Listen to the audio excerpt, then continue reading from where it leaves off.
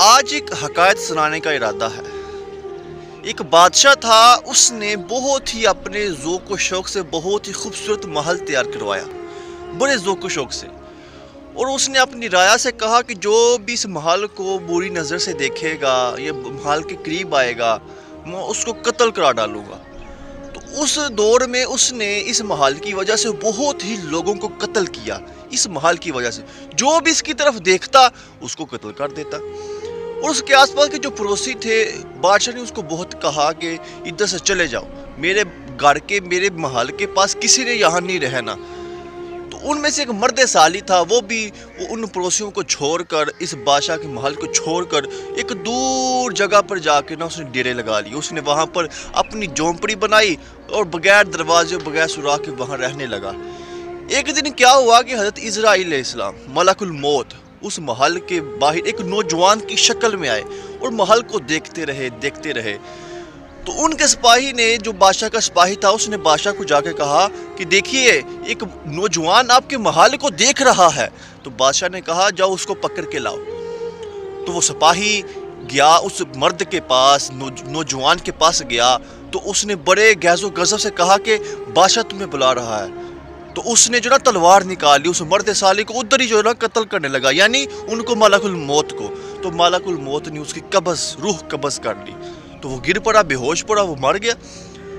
اب اس کی خبر بادشاہ کو پہنچی کہ اس نوجوان نے آپ کے سپاہی کو مار دیا۔ تو بادشاہ نے دوسرے بندے کو بھیجا کہ جاؤ اس کو پکڑ کے لاؤ، اس کو قتل کر ڈالو۔ وہ بھی گیا، تو حضرت عزرائیل ملک الموت نے اس کی بھی روح قبض کر لی۔ بادشاہ کو بہت غیظ و غضب آیا، وہ خود تلوار لے کر باہر نکلا۔ تجھے پتا بھی ہے کہ تو کیا کر رہا ہے؟ تو میرے محل کے سامنے آ کر تم نے 2 سپاہیوں کو ماردا ہے، کیا تمہیں ڈر نہیں موت کا؟ تو ملک الموت نے کہا کیا تمہیں پتا ہے کہ تم کس سے بات کر رہے ہو؟ میں ملک الموت، میں عزرائیل ہوں۔ تو بادشاہ کانپ اٹھا، اس کے ہاتھوں سے فوراً تلوار گر پڑی۔ اس نے کہا کہ مجھے چند منٹ کی مہلت دے دیجئے تاکہ میں اپنے گھر والوں سے کچھ بات چیت کر لوں۔ تو اس وقت ملک الموت نے کہا اب تیرا پاس کوئی بھی وقت نہیں ہے، بات چیت کا کوئی وقت نہیں۔ اسی وقت ملک الموت نے اس بادشاہ کی روح قبض کر لی۔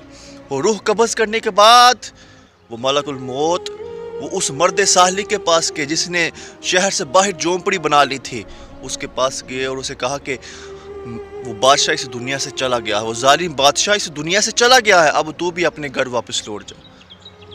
تو حضرت ملک الموت کہتے ہیں اب میں نے تیری بھی روح قبض کرنے کے لیے آیا ہوں۔ تو وہ مرد صالح کہتا ہے کہ میں بھی اپنے گھر اہل و عیال سے کچھ بات چیت کر لوں۔ تو ملک الموت نے اسے کچھ مہلت دے دی کہ جاؤ تم اپنے گھر والوں سے بات چیت کر کے آ جاؤ۔ لیکن جب اس نے دیکھا کہ اگر میں گھر گیا، میں کسی برے کام میں مشغول ہو گیا تو ایسا نہ ہو کہ میری موت ایک برے کام میں ہو، تو اس نے کہا نہیں میں نہیں گھر جاؤں گا، اسی وقت آپ میری روح کو قبض کر لیں۔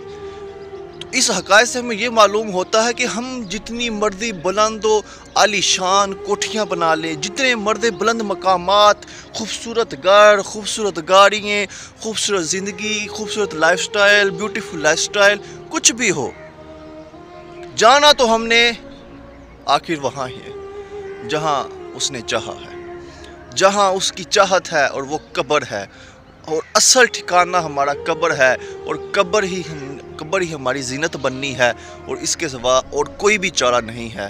اسی وجہ سے فانی دنیا ہے، اور اس فانی دنیا میں صرف اور صرف آپ نیک اعمال کریں اور نیک اعمال کر کر گزر جائیں۔